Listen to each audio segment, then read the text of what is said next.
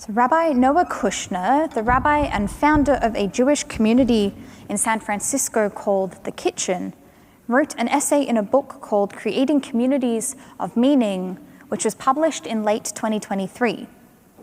She recounts a class that she was teaching about the Mishkan, the desert tabernacle, intricately constructed in the middle of nowhere so that we might meet with our God. One item in particular captures the attention of her students, a 32-cubit or roughly 48-foot cedar beam. According to the Midrash that Rabbi Kushner taught, which comes from Midrash Tanhuma among other sources, the cedar wood was to be taken from a tree planted by Abraham many years earlier and then harvested by his grandson Jacob. Jacob would then somehow sneak it into Egypt, where the tree survives generations of slavery so that the Israelites can then sneak it back out to freedom once more. In one passage from this Midrash, Jacob is pleading for his sons to carry the beam with them, no matter what. Someday you will be asked, Jacob tells them. I probably won't be around, but I promise God will ask you, or maybe your children, for this beam. It will be for nothing less holy than holding up a place you can meet with God. Make sure you are ready and that you have everything you need. Rabbi Kushner taught this to a group of families as part of their supplementary school, which meant it was for both parents and children. One parent raises their hand. My daughter wants to know why we come here. What should I tell her? And they weren't even being cheeky. That why is a good question and possibly the best question. It's the reason that I brought this essay to our senior leadership team table when it was my turn to teach at our regular Tuesday morning meeting this past week. And that question of why has been on my mind ever since. Rabbi Kushner suggests that we need to address where the why is coming from in the first place. Why, she posits, often implies a need for justification. Why is that thing, whatever that thing is, in this case religion, relevant to my life? Religion itself, she notes, has often been justified often has to be justified as appealing or resonant by a larger society who often frames it as outdated, even oppressive, or simply to be tolerated, not engaged with seriously. If we try to reframe the conversation without asking for a change in perspective from the one who is posing the question, then we've kind of already lost the argument, Kushner writes. This questioning of our lives, of our relevance, is counterintuitive, and we don't live in a world which supports such a notion. We don't do this very often. So we must remind ourselves of the right question again and again. And that question is why. Our Torah, of course, has its own view on what that why might be. Our parasha this Shabbat, Vayera, opens with that famous vignette of Abraham waiting in the opening of his tent, ready to welcome guests in the boiling heat of the desert day. 3 anashim appear. Angels, men, emissaries. The text is unclear, and our commentators have a field day with this singular word. And Abraham, despite these 3 anashim being perfect strangers, treats them like family, our original example of hachnasat orchim, of gracious hospitality. Together with Sarah, they feed the guests, provide them water to drink and to bathe, shelter to cool off in. And as the vignette closes, they tell Abraham and Sarah, now in their older age, that they will have the child they've so desperately hoped for. Sarah and Abraham will name their son Isaac, meaning he will laugh, Yitzchak, based on Sarah's reaction upon learning of this happy and unexpected news. The early 20th century German Jewish theologian and philosopher Franz Rosenzweig, like our commentators, picks up on this word, anashim.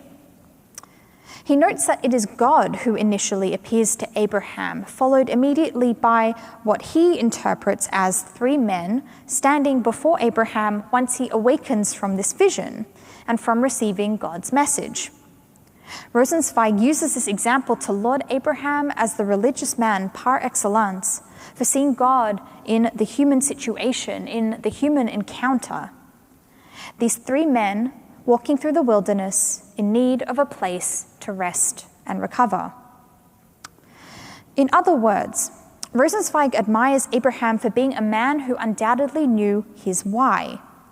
Abraham's mission, his raison d'etre, was to be the ultimate host, and he was rewarded in kind for his fulfillment of this mitzvah. Now, back to Rabbi Kushner. What was her answer to the why asked by the parent in the name of their child? Rabbi Kushner responded as follows to the curious mother. I think you should tell your daughter that the reason we come here on Shabbat and pray and learn together is because someday God is going to ask her and us to build something holy, some kind of holy place where God can meet us in this world, and you want to make sure that she is ready. For Rabbi Kushner, the why struck at the core of what it meant to be in a holy space and to understand the reasons for people entering it. In establishing her community, she came to realize that each person might have a different why for coming through its doors, needs that could be profound and intensely compelling. Some came to educate their children. Some came to mourn and to grieve. Some came because they were sick or pregnant or in love or at any nexus of a critical life cycle moment. Some came because of an attachment to text or history, to Torah. Some, like Abraham, came for the sake of good old Jewish hospitality.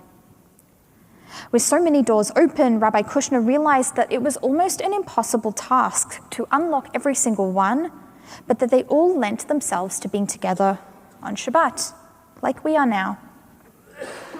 As such, Shabbat became essential, and the core goal was to build a Shabbat experience that was as powerful and meaningful and even transcendent as possible. Rather than question the necessity of Shabbat or religion or institutions or religious school even, Rabbi Kushner encouraged her congregation to ask themselves the harder questions about how Shabbat affects the way that they live the rest of their lives, how they go about the rest of their weeks. Shabbat became the beginning. Shabbat became the why. I'll conclude the way that I concluded with our senior leadership team. Rabbi Kushner reminds us that the busyness and distractions of our everyday lives often inflate ourselves and lend themselves to a sense of overimportance. Yet we have that experience of building and rebuilding a holy place in order to remember more easily. We too, here at Holy Blossom, are in a period of building and rebuilding in the best possible way, the most lucky way. With explosive growth in membership, with 30% among us new here in the last 3 years, an extraordinary array of programming and even more on the horizon. Think about September next year when our Bialik JK classes move upstairs and even our building will physically look different.